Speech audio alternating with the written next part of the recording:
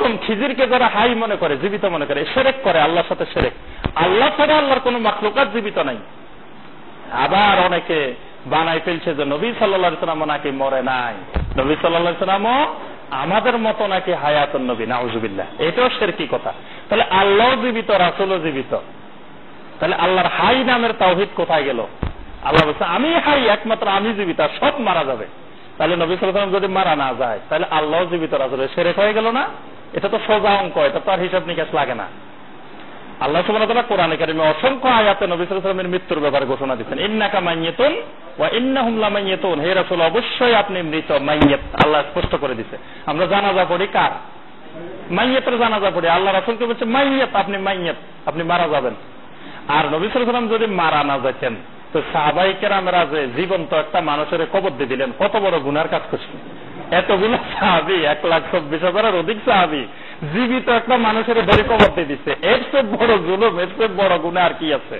আচ্ছা বুঝলাম নবী সাল্লাল্লাহু আলাইহি ওয়াসাল্লাম জীবিত মারা যান না, যখন কবরে একটা জীবিত মানুষের রাখছে, এই মানুষ আর জীবিত থাকতে পারে?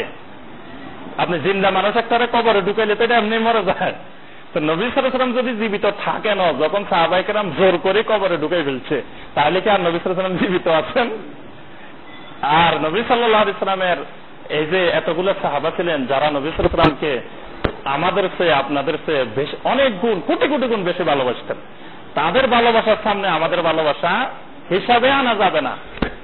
আল্লাহ রাসূলকে তারা এমন ভাবে ভালোবাসতেন, কিয়ামত পর্যন্ত কোন মানুষ আল্লাহ রাসূলকে এমন ভালোবাসবে না। এইরকম ভালোবাসা বাসতেন যে রাসূলের কথায় তারা ঘর ছেড়েছেন, বাড়ি ছেড়েছেন, মা ছেড়েছেন, বাপ ছেড়েছেন, সম্পদ ছেড়েছেন এবং জীবন দেওয়ার জন্য 24 ঘন্টা প্রস্তুত ছিলেন। সেই রাসূলকে তারা কেমন মহব্বত করতেন, কেমন ভালোবাসতেন। এরকম ভালোবাসার সাহাবারা রাসূল যদি জীবিত হইতেন, রাসূলকে কবর দিতেন। আর একটা সাহাবাও কেন বললেন না যে রাসূল জীবিত? আবু বকর স্পষ্ট ঘোষণা দিলেন, ইন্না মুহাম্মাদান সাল্লাল্লাহু আলাইহি ওয়াসাল্লাম কাদ মাতা, মুহাম্মদ সাল্লাল্লাহু আলাইহি ওয়াসাল্লাম অবশ্যই মারা গেছেন। তাহলে আবু বকরের মতো লোক ঘোষণা দিতেন যে মুহাম্মদ সাল্লাল্লাহু আলাইহি ওয়াসাল্লাম মারা গেছেন।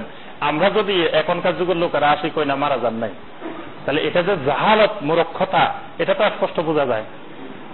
এটা সুস্পষ্ট শিরক যদি নবী সাল্লাল্লাহু আলাইহি ওয়াসাল্লামকে জীবিত মনে করে। তবে এখানে আরেকটা আকীদা স্পষ্ট রাখতে হবে, আলমে বারজাখ, যেটা মৃত্যুর পরে যে জগৎটা, এই জগতের নাম হলো আলমে বারজাখ। বারজাখী জীবনের একটা হায়াত আছে, এটা প্রত্যেকের আছে, প্রত্যেক মানুষের বারজাখী জীবনের হায়াত আছে। তবে বারজাখী জীবনের হায়াতটা নাবিয়িন এবং শুহাদাদের বারজাখী জীবনের হায়াতটা ভিন্ন রকম। আমাদেরও বারজাখী জীবনের একটা হায়াত আছে, নবী রাসূলদেরও একটা হায়াত আছে, শহীদদেরও একটা হায়াত আছে, কিন্তু এই হায়াতে একটু পার্থক্য আছে। নবী রাসূলদের যে হায়াত, এই হায়াতের মধ্যে নবী রাসূলেরা রিজিক পান। সুবহানাল্লাহ। কোরআনে কারিমে আল্লাহ বলছেন যে বাল আহইয়াউন ইনদা রাব্বিহিম ইউরযাকুন। শহীদদের ব্যাপারে আল্লাহ বলছেন ওয়ালা তাকুলু লিমান ইউকতালু ফি সাবিলিল্লাহি আমওয়াত বাল আহইয়াউন ওয়ালাকিন লা তাশউরুন। এখানে বারজাখী জীবনে শহীদেরও জীবিত, নবী রাসূলেরও জীবিত, আমরাও জীবিত। তবে পার্থক্য হলো নবী রাসূলদের বারজাখী জীবনটা ভিন্ন রকম। যেমন নবী সাল্লাল্লাহু আলাইহি ওয়াসাল্লাম যে মেরাজে গেছেন, সেখানে যে সব নবীরে দেখলেন, সব নবী যে বাইতুল মাকদাসে আসে নবী সাল্লাল্লাহু আলাইহি ওয়াসাল্লামের সাথে হাজির হইলেন, নবী সাল্লাল্লাহু আলাইহি ওয়াসাল্লাম ইমামতি করলেন, 2 রাকাত সালাত আদায় করলেন, প্রথম আকাশে নবী রাসূলদের সাথে কথা হলো, দ্বিতীয় আকাশে কথা হলো, তৃতীয় আকাশে কথা হলো। এই যে নবী রাসূলদের দেখা, এটা হলো নবী রাসূলদের বারজাখী জীবনের হায়াত। এই হায়াতটা আমাদের চেয়ে ভিন্ন রকম নবী রাসূলদের। আল্লাহ সুবহানাহু ওয়া তাআলা তাদেরকে এই বারজাখী জীবনের একটা বিশেষ পুরস্কার, বিশেষ হায়াত দান করেন। কিন্তু তার অর্থ এই নয় যে নবী রাসূলরা ওই নদ্দা বাজারে হাতে, এখানে সরকার বাড়িতে হাতে, সব জায়গায় হাতে, এরকম না। এই হায়াত দুনিয়ার হায়াত না, এই হায়াত বারজাখী জীবনের হায়াত। ঠিক শহীদদেরও বারজাখী জীবনের হায়াত আছে। যারা আল্লাহর রাস্তায় শহীদ হয়, তারা বারজাখী জীবনে আল্লাহর পক্ষ থেকে রিজিক পায়, তারা খাবার খায়, তারা ঘোরাফেরা করে, তাদের জগৎটা, তাদের হায়াতটা ভিন্ন রকমের হায়াত। আমাদেরও একটা হায়াত বারজাখী জীবনে আছে, তবে আমাদেরটা ওই রকম না। এটা হলো হায়াতুন নবী বলতে এটাকে বোঝায়। এবং এই ব্যাপারে অনেক আয়াত আছে, আমরা ইনশাআল্লাহ ওই আকীদার আলোচনায় পরবর্তীতে করব।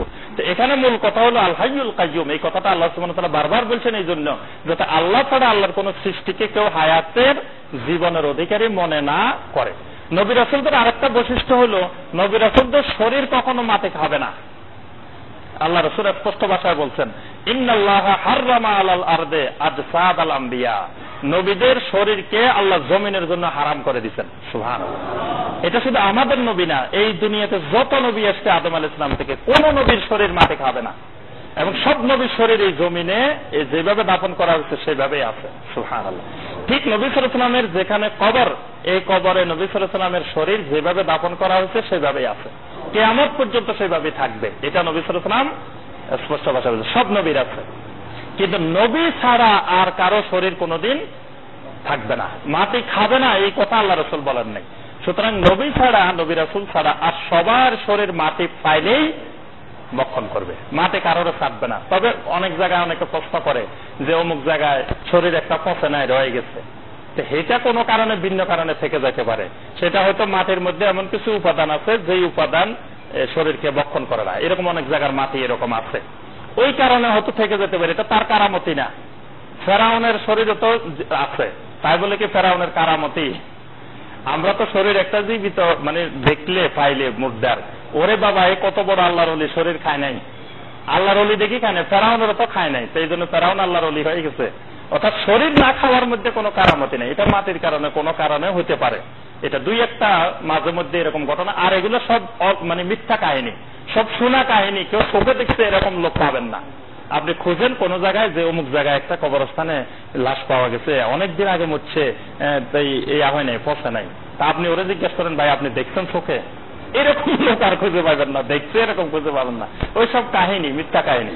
তো যদি দেখে দুই একটা, এটা বিভিন্ন কারণে হয়ে যেতে পারে, কিন্তু নবী রাসূল ছাড়া সকলের শরীর জমিন খেয়ে ফেলবে, ভক্ষণ করবে, কারো শরীরকে ছাড়বে না, শুধু নবী রাসূলদের শরীরকে